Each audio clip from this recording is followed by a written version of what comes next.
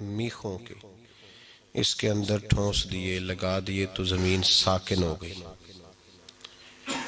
فرشتے عرض کرنے لگے یا اللہ، پھر تیری مخلوق میں سب سے زیادہ طاقتور تو یہ پہاڑ ہوئے، اتنی بڑی زمین کو ان پہاڑوں نے قابو کر لیا ہے اور یہ ہلنے سے باز آ گئی ہے، ساکن ہو گئی ہے۔ جب فرشتوں نے تعجب کیا نا کہ پھر سب سے طاقتور تو یہ پہاڑ ہوئے، تو اللہ کریم نے لوہا پیدا کر دیا، لوہے نے پہاڑوں کو بھی کاٹ ڈالا۔ فرشتے تعجب کرنے لگے، کہنے لگے یا اللہ، پھر سب سے زیادہ طاقتور تو یہ لوہا ہوا جس نے پہاڑ بھی کاٹ دیے۔ نبی پاک سید عالم صلی اللہ علیہ وسلم فرماتے ہیں پھر اللہ تبارک و تعالی نے آگ کو پیدا کر دیا، آگ نے لوہے کو پگھلا دیا۔ فرشتے پھر تعجب کرنے لگے کہ لگتا ہے آگ ہی سب سے زیادہ طاقتور چیز ہے، لوہے کو بھی پگھلا دیا۔ رب تبارک و تعالی نے پانی پیدا کر دیا، اس نے آگ بھی ٹھنڈی کر دی۔ فرشتے کہنے لگے لگتا ہے سب سے طاقتور یہ پانی ہی ہے، تو اللہ کریم نے ہوائیں پیدا کر دی جو پانی کا رخ پھیرنا شروع ہو گئے۔ فرشتے اب ٹھہر گئے، پریشان ہو گئے، عرض کرنے لگے یا اللہ تو ہی بتا تیری مخلوق میں سب سے زیادہ طاقتور کون ہے؟ تو نبی پاک علیہ الصلوۃ والسلام نے فرمایا، رب کریم فرمانے لگے اے میرے فرشتوں، میری مخلوق میں سب سے زیادہ طاقتور وہ شخص ہے، وہ مسلمان ہے جو سیدھے ہاتھ سے صدقہ دیتا ہے پر الٹے کو پتہ نہیں چلنے دیتا، وہ سب سے زیادہ طاقتور بننے والا۔ اگر کوئی آدمی ارادہ کرے نا کہ میں طاقتور بنوں تو وہ اپنی نیکیاں چھپانی شروع کرے، وہ اگر بھلائی کے کام کرے تو ان پہ پردہ ڈالنا شروع کرے، وہ سب سے زیادہ طاقتور بن جائے گا۔ اور سب سے زیادہ کمزور کون شخص ہوگا؟ جو نیکی کرے اور اس کو ظاہر کر دے، جو کسی کے حق میں کوئی خیر کا فیصلہ کرے پھر وہ بتاتا پھرے، پھر وہ سناتا پھرے۔ طاقتور بننے کے لیے نسخہ جو نبی پاک علیہ السلام نے فرمایا، سب کی خواہش ہوتی ہے نا لوگوں کی ہم طاقتور بن جائیں، ہم ایسے لوگ بن جائیں جن کی کوئی مثال نہ ہو، جنہیں کوئی گرا نہ سکے۔ تو محبوب علیہ السلام نے فرمایا مخلص بن جاؤ، طاقتور بن جاؤ گے، ریاکار بنو گے تو کمزور رہ جاؤ گے۔ تصنع جو ہے نا، بناوٹ، ریاکاری، جلدی سے جلدی نیکی کر کے اس کو ظاہر کرنا۔ صوفیاء یہ کہتے ہیں کہ تو نے سوچنا بھی نہیں کہ میں نے نیکی کی ہے، سوچنا بھی نہیں، نیکی کر کے تو بھول جا، ہاں گناہ کر کے یاد رکھ اور کوشش کر کے تیرا وہ گناہ تو اتنی کثرت سے توبہ کرے کہ تیرا رب تجھے معاف فرما دے۔ نیکی کر تو اس کو چھپا، اس کو ظاہر نہ کر، اس کا اعلان نہ کر، اس پر توجہ کر۔ تو میرے عزیز یہ یاد رکھیں، اگر طاقتور بننا ہے تو اس کے لیے نیکیاں چھپانی ہوں۔ ہمارے ہاں یہ ہوتا ہے کہ ہماری نیکیاں پہلے تو ہم سے ہوتا کچھ نہیں، باتوں میں رہ جاتے ہیں، بنتا کچھ بھی نہیں۔ یہ جس کو ہم نیکی کہتے ہیں نا، میں مسجد گیا تھا تو میں نے 5 نمازیں پوری پڑھی، تو بھائی یہ آپ پر فرض تھی، یہ کام آپ نے کرنا تھا، یہ آپ کی ذمہ داری تھی۔ جس رب کی صبح سے لے کر شام تک نعمتیں کھاتے ہو، اس کی بارگاہ میں جھکنا بھی تمہاری ڈیوٹی ہے، تو یہ تو ذمہ داری تھی۔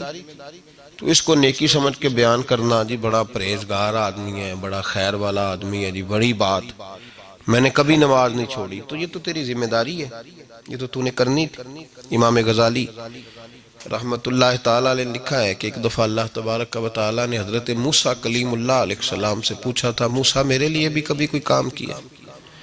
تو عرض کی اللہ میں نے نمازیں پڑھی، تو فرمایا وہ تو میں نے فرض کی تھی، وہ تو پڑھنی تھی۔ یا اللہ میں نے دین کی نوکری کی، تبلیغ کی، تو رب کریم نے فرمایا تو میں نبی جو بنایا تھا تو تمہاری ذمہ داری تھی، تو یا اللہ پھر تو ہی بتا تیرے لیے کیا ہے؟ تو فرمایا تجھے چاہیے تھا کہ کسی ایسے بندے سے محبت کرتا جس کے لیے تو صرف میری رضا کے لیے پیار کرتا، اور کچھ لوگوں سے تو اظہار بیزاری کرتا کہ یہ اللہ رسول کے نافرمان ہے، دشمن ہے دین۔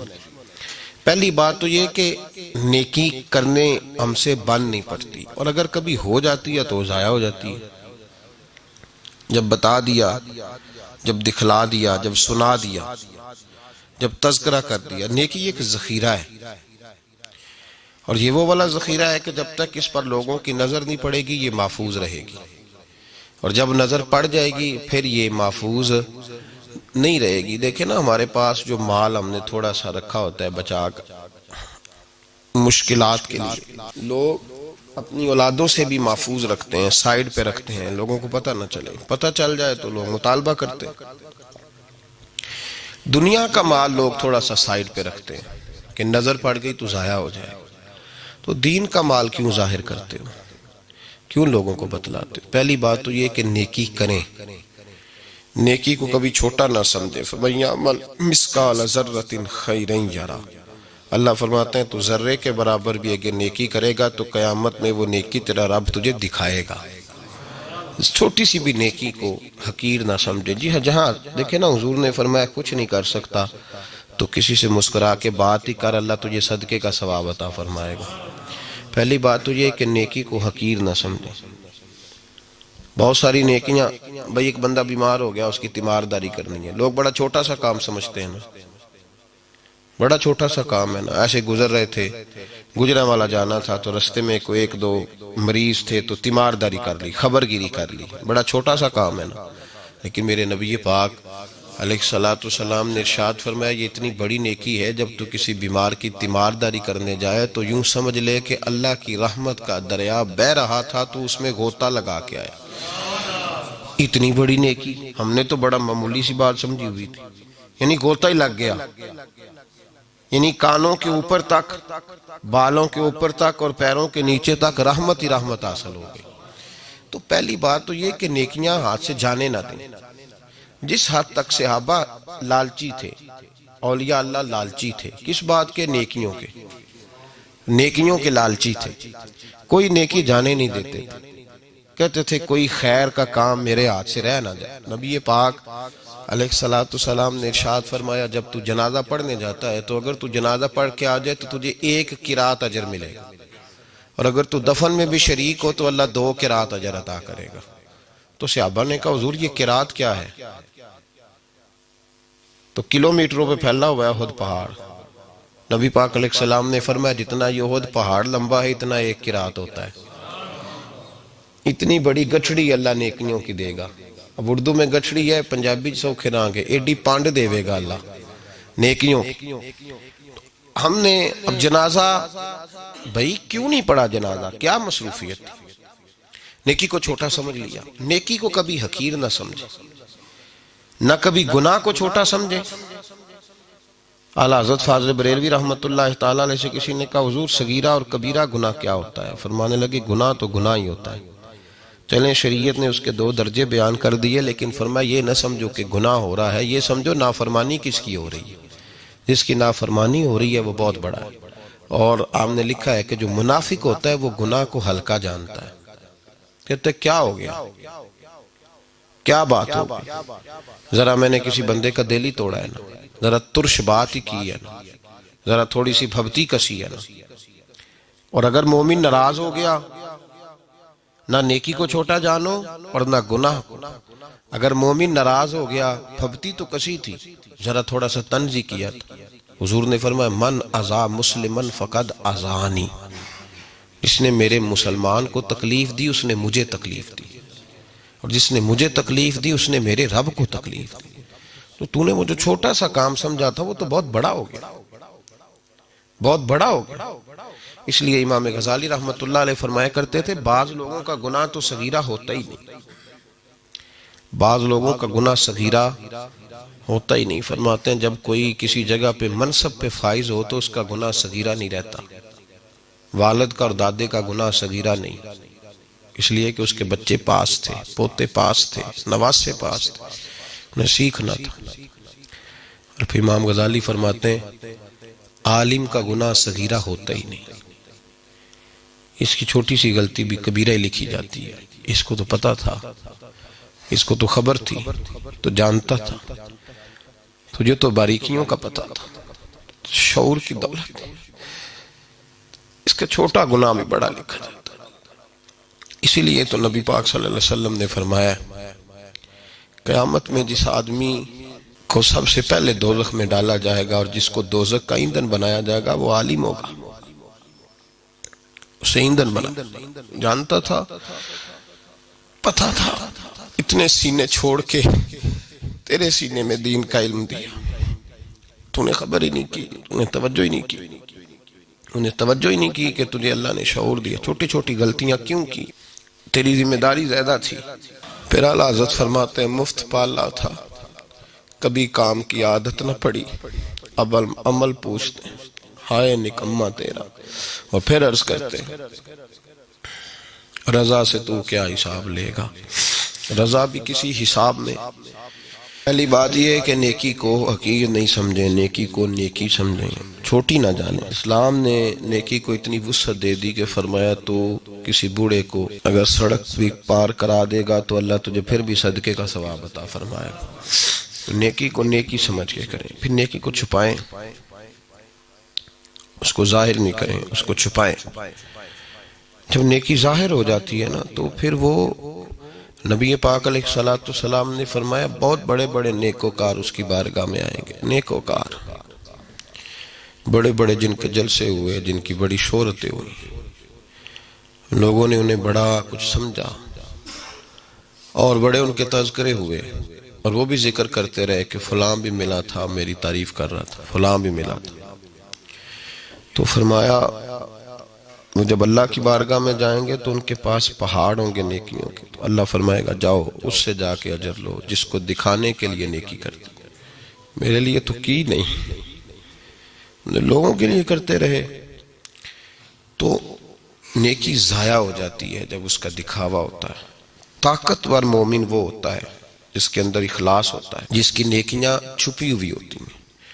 اعمال کو چھپائیں۔ ہمارے بزرگوں کا یہ طریقہ رہا کہ وہ خیر کا کام کرتے تھے تو کوشش کرتے تھے۔ کسی کو حضرت عبداللہ بن مبارک رحمۃ اللہ علیہ بڑی عجیب بات کرتے تھے، فرماتے میرا دل کرتا ہے، بڑی عجیب بات ہے، اللہ اکبر، فرماتے میرا دل کرتا ہے کہ میری نیکیاں کرامن کاتبین کو بھی پتہ نہ چلے، میرا دل کرتا ہے میں رہوں اور میرا رب رہے، تیسرا نہ کو بیچ میں آئے، کرامن کاتبین کو بھی پتہ نہ چلے، میں جب اس کی بارگاہ ناز میں پہنچوں تو میرا اور میرے مالک کا راز ہو، تیسرا شریک کوئی نہ ہو، بس میرا دل چاہتا ہے۔ دیکھیے نا امام زین العابدین رضی اللہ تعالیٰ عنہ، پشت پر موٹے موٹے داغ تھے، جب آپ کو غسل دینے کے لیے تختے پہ لٹایا گیا نا، موٹے موٹے داغ، بہت مزدوری کرنے والے آدمی کو داغ پڑتے ہیں، ایک دو تین دفعہ کام کرنے والے کو داغ نہیں پڑتے۔ یہ جو پیچھے کمر تھی نا اس پہ موٹے موٹے دھبے تھے، آپ کے صاحبزادے سے لوگوں نے کہا کہ اتنے موٹے دھبے، تو فرمانے لگے میرے والد گرامی حضرت مولا علی کے پوتے، حضرت سیدہ فاطمہ الزہرا کے پوتے، امام حسین کے صاحبزادے رضوان اللہ تعالی علیہ مجمعین، اپنی پشت پہ نا اناج کی بوریاں رکھ کے تو غریبوں کے گھروں میں پہنچا کے آیا کرتے تھے، اور روزانہ جاتے تھے، اور ایک گھر میں نہیں کئی گھروں میں جاتے تھے، اور جب دنیا مکمل سو جاتی تو تب جاتے تھے۔ تب فوری طور پہ لوگوں کو شکوہ ہوا کہ آپ جوان آدمی تھے، آپ خود کیوں نہیں گئے، بوڑھے باپ کو بھیجا؟ تو امام زین العابدین کے صاحبزادے فرمانے لگے میں عرض کرتا تھا ابا جی مجھے دے دیں، میں چھوڑ آتا ہوں، تو فرماتے تھے جب تجھے دوں گا تو پھر اس غریب کا نام بھی تجھے بتانا پڑے گا، تو میں چاہتا ہوں کہ میرا اور اس بندے کا راز رہے، اگر اس کو بغیر بتائے بھی کام چلے تو پھر بھی ٹھیک ہے۔ تو بھائی یاد رکھیں نیکی طاقتور اس وقت ہوتی ہے، بہت ساری چھوٹی چھوٹی نیکیاں بندے کو بخشوا دیں گی قیامت میں، اللہ کی رحمت کا بہانہ بن جائیں گی، لیکن شرط یہ ہے کہ طاقت والی نیکی ہو، اس کے اندر قوت ہو۔ یہ جو ہمارا سٹائل ہے نا، اگر امانت داری کی تو وہ بتا دی۔ آج ایک بندہ آیا تھا، اس نے مجھے بڑی آفر کی، پر میں نے کہا نام ہے دیانت داری۔ کس کے لیے دیانت داری کی؟ بندوں کے لیے؟ اللہ کے لیے کی تو اس کو ذکر کرنے کی کیا ضرورت تھی؟ اس کے تذکرے کا کیا مطلب تھا؟ جب آپ نے کوئی خیر کا کام کیا تو جس کے لیے کیا وہ تو جانتا ہے، اس کا تذکرہ نہیں کریں۔ یہ جو شہرتیں ہوتی ہیں، یہ جو تذکرے ہوتے ہیں، یہ کئی دفعہ کچھ لوگوں کے بہت زیادہ ہوتے ہیں، پھر وہ مٹتے ہیں۔ کچھ ایسی کوتاہیاں اللہ جب ناراض ہوتا ہے تو ان سے سرزد ہوتی ہیں کہ یہ لوگ زوال کا شکار ہوتے ہیں۔ اس وقت سے ڈریں، بچیں اور اپنے آپ کو طاقتور کریں۔ نبی کریم سید عالم نور مجسم شفیع معظم صلی اللہ تعالی علیہ وسلم سے قبل 1,24,000 کم و بیش انبیاء آئے. آپ کو چند لوگوں کے نام کتابوں میں ملیں گے. ادھر گئے باقی چند نبیوں کے نام، اس لیے کہ انہوں نے کام کیا ہے، نام نہیں بنایا، ڈیوٹی کی، اپنی ڈیوٹی کر کے چلے گئے. تختیوں کا شوق اور اپنا آپ کو بڑا چاہنے کا شوق یہ تباہی پیدا کرتا ہے، یہ باطن میں فساد برپا کرتا ہے، دل کی دنیا کو اجاڑتا ہے. ڈیوٹی کری چلے گئے. 1,44,000 صحابہ نے نبی پاک کے ساتھ حج کیا تھا. 10,000 کی قبریں ہیں مدینے میں. نام شاید 2-3 درجن کے لوگوں کو آتے ہیں. کدھر گئے وہ لوگ؟ ڈیوٹی کی چلے گئے. ختم معاملہ. اسلام کی سب سے پہلی شہیدہ حضرت سمیہ، کتنے لوگوں کو نام آتا ہے ان کا؟ حضرت سمیہ حضرت عمار بن یاسر کی والدہ تھی. ابو جہل کے سامنے کھڑی ہوئی، اسلام کی بات ہو رہی تھی. اسلام میں اس وقت غربت تھی، پردیسی تھی، تھوڑے لوگ تھے. تو ابو جہل کے سامنے کھڑی ہوئی، کہنے لگا بول، تو سنا ہے ان کے پیچھے چلی گئی ہے جن کے پیچھے کوئی نہیں چلتا. تو حضرت عمار بن یاسر کی والدہ کہنے لگی تو کیا بات کرتا ہے، ایک زمانہ آئے گا فضائیں بھی ادھر ہی چلیں گی جدھر میرے نبی کا رخ ہوگا. ایک دور آنے والا ہے. اس نے کہا تو میرے سامنے بولتی ہے؟ تو فرمانے لگی میں مصطفیٰ کریم کی کنیزہ ہوں، میں ہر جگہ نبی پاک کے پیغام کے لیے بولوں گی. ان کی نازک جگہ پر نیزہ مارا ابو جہل نے، وہ شہید ہو گئی. میرے نبی پاک سید عالم صلی اللہ علیہ وسلم کے دین کا قانون بتاتا ہے کہ جو نیکی میں پہل کرے قیامت تک اسے اجر ملے گا. قیامت تک جتنے لوگ شہید ہوں گے ان سب کا اجر بھی اللہ حضرت عمار بن یاسر کی والدہ کو عطا فرمائے گا. وہ پہلی شہیدہ ہیں اسلام. کتنے لوگ ان کی سالانہ برسی مناتے ہیں. کہاں سیمینار ہوتا ہے ان کے نام کا؟ کہاں ان کے تذکرے ہوتے ہیں؟ کہاں؟ کچھ بھی نہیں. کام کر گئے. حضرت عمار بن یاسر رضی اللہ تعالیٰ عنہ بڑی نوکری کی. یہ وہ خاندان تھا جس خاندان کو آگ میں ڈالا گیا تھا. غریب لوگ تھے تو انہیں آگ میں ڈالا گیا. دیکھتی ہوئی آگ میں نبی پاک صلی اللہ علیہ وسلم تشریف لائے. حضرت عمار کا خاندان دعائی دے رہا تھا، اے اللہ ہماری مدد فرما. اچانک جل رہے تھے تو حضور تشریف لے آئے. تو نبی پاک علیہ السلام نے کہا، اے اللہ جس طرح تو نے ابراہیم پر آگ ٹھنڈی کی تھی یاسر کے خاندان پہ بھی ٹھنڈی کر دے، حضرت عمار کے ٹھنڈی کر دے. تو آگ اسی طرح ٹھنڈی ہو گئی جس طرح حضرت ابراہیم پر ٹھنڈی ہوئی تھی. حضرت عمار بن یاسر حضور علیہ السلام کے والد نے، والدہ نے، خود حضرت عمار کو حضور نے فرمایا تو شہید ہوگا، باغی گروہ تجھے مارے گا. اتنے بڑے لوگ کدھر ہے ان کا نام؟ اتنی بڑی ڈیوٹی کدھر گئے تذکرے ان لوگوں کے؟ حضرت ام ایمن رضی اللہ تعالیٰ عنہ اتنی بڑی ڈیوٹی کی مصطفیٰ کریم کی. نبی پاک صلی اللہ علیہ وسلم کو مقام ابوا سے جب آپ کی والدہ انتقال کر گئیں تو حضرت ام ایمن لے کے آئی تھی. کہاں ان لوگوں کے انہوں نے تذکرے انہوں نے پسند ہی نہیں کیا کہ ہمارے ذکر ہوں. انہوں نے یہ شوق ہی نہیں پیدا کیا. اب تو پیر فوت ہونے سے پہلے اپنا دربار بنا لیتا ہے، کہتا پتہ نہیں بچے بعد میں بنائیں گے کہ نہیں بنائیں گے. وہ فوت ہونے سے پہلے تیاری کرا لیتا ہے، سنگ مرمر لگوا لیتا ہے. او بابے ڈر اللہ تعالیٰ سے، اوپر سے جتنی مرضی سنگ مرمر لگی ہو، قبر تو اس وقت مزار بنے گی جب اندر جنت کا باغ ہوگا، جب اندر جنت کا باغ ہوگا. والا حضرت فاضل بریلوی رحمت اللہ علیہ ایک جگہ پہ فرماتے ہیں چٹائی رکھنے سے کیا فائدہ؟ چٹائی رکھو جی نیچے، کیا فائدہ؟ اگر اللہ پاک جنت عطا فرمائے تو پھر نیچے چٹائی کیا کرے گی؟ پھر تو اس سے بہتر لباس مل گیا اس آدمی کو. اور اگر اندر ہی گھڑا ہے معاذ اللہ تو چٹائی کیا روک لے گی آگ کو؟ حضرت ابو بکر صدیق رضی اللہ تعالیٰ عنہ کے انتقال کا وقت آیا تو آپ حضرت عائشہ صدیقہ سے کہنے لگے بیٹا مجھے نیا کپڑا خرید کے کفن نہ دینا، کوئی نہیں ضرورت. کعبہ جی آپ صاحب حیثیت ہیں، اگر آپ کے مال میں سے ہم دے دیں گے تو حرج کیا ہے؟ تو جناب صدیق اکبر رو پڑے. فرمانے لگے بیٹی نہیں، زندوں کو نئے کپڑوں کی زیادہ ضرورت ہوتی ہے. کوئی پرانا کپڑا اٹھانا سفید رنگ اور دھو کے ابو بکر کو اس میں دفن کر دینا. فرمانے لگے اگر میں نیک ہوا تو پھر اللہ کریم مجھے جنت کا لباس پہنا دے گا، اور بیٹے اگر میں برا ہوا تو اس پرانے نے بھی تو پھٹ ہی جانا ہے نا، تو فائدہ کیا نیا لے جانے کا؟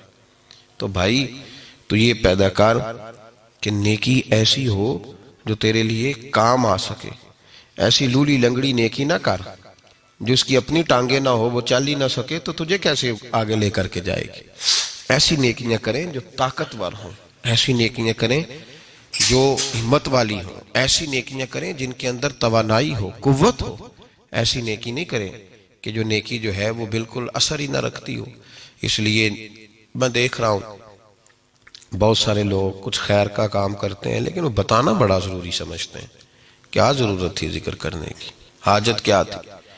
اس کے ساتھ میں بڑی نیکیاں کرتا رہا، آج یہ میری طرف توجہ ہی نہیں کرتا. تو بھائی ختم ہو گئی تیری نیکی، تو نے کہہ دیا تو ختم ہو گیا مسئلہ.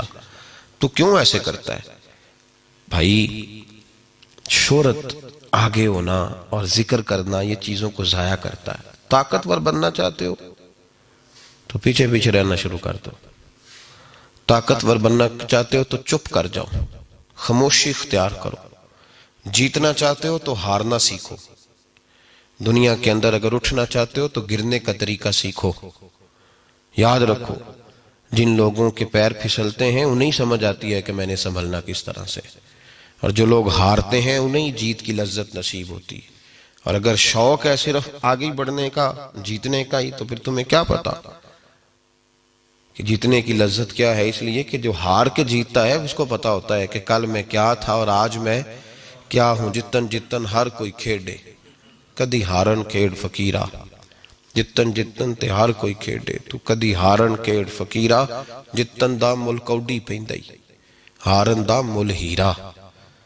تو اپنے آپ کو طاقتور آپ تب کریں گے جب آپ کی روحانیت کے اندر کچھ توانا قسم کی نیکیاں ہوں گی تگڑی، پھر آپ طاقتور. اور اگر بس وہی ریاکاری ہے، وہی دکھلاوا ہے، وہی تصنع ہے، وہی بناوٹ، ڈر لگنے لگا ہے. اب پریشانیاں بڑھنے لگی، اب چیزیں کھل کے واضح ہونے لگی ہیں کہ نہیں، مشکل ہوتا جا رہا ہے. حضرت باعزید بسطامی علیہ رحمہ فرمایا کرتے تھے مجھے انسانوں کی بھیڑ میں انسان ہی نہیں ملتا، کہاں تلاش کروں. انسانوں کی بھیڑ میں انسان نہیں ملتا، کدھر جا کے ڈھونڈ کے لائیں. ہاں فرمایا کرتے تھے اب ڈر لگتا ہے کسی سے نیکی کراتے، پتہ نہیں کل اگر یہ ناراض ہو گیا تو یہ کیا کرے گا، لوگوں کو کیا کچھ بتائے گا، کس طرح کا رویہ. یوں تو ہر ایک کو شیطان سے ڈر لگتا ہے، مجھ کو اس دور کے کچھ انسان سے ڈر لگتا ہے. اور جس کی ہر بات میں پوشیدہ ہو نشتر کی چبھن، ایسے ہر صاحب احسان سے ڈر لگتا ہے. طاقت والی نیکی وہ ہوتی ہے اس میں خلوص ہو. یار اب تو لوگ ابا جی کی خدمت کر کے بھی بتاتے ہیں کہ میں نے کی ہے. وہ بھائی کس کی ہے؟ اپنے ابا جی کی. میں اپنے استاد جی کا بڑا فرما بردار. تو استاد جی کس کے تھے؟ تو یہاں تو کہنا کہ تیرے استاد کا میں فرما بردار ہوں، تو بات سمجھ میں آئی. اپنے ہی استاد کی فرما برداری کر کے تو بتا رہا ہے جس نے تجھے انسان بنا دیا، اس کی تو ذکر کر رہا ہے. میں اپنے شیخ کی بڑی نوکری، میں جی وہیں ہوتا ہوں حضرت صاحب کے پاس. حضرت صاحب کس کے؟ یا تو کسی اور کو کہنا کہ میں تیرے حضرت صاحب کے پاس ہوتا ہوں، ان کی نوکری کرتا ہوں. تو پھر تو بات سمجھ میں آئی. تو اگر تیرے حضرت صاحب ہیں تو ذکر کس طرح تو نے کر لیا، جملہ کیسے ادا ہوا، فکرہ کیسے تیری زبان سے نکل گیا؟ پھر اس کا مطلب یہ ہوا کہ تو نے ابھی اس میں گنجائش سمجھی ہے، اس کے اندر تو نے ایک بہت بڑی جو ہے وہ بہت بڑی سپیس دے دی.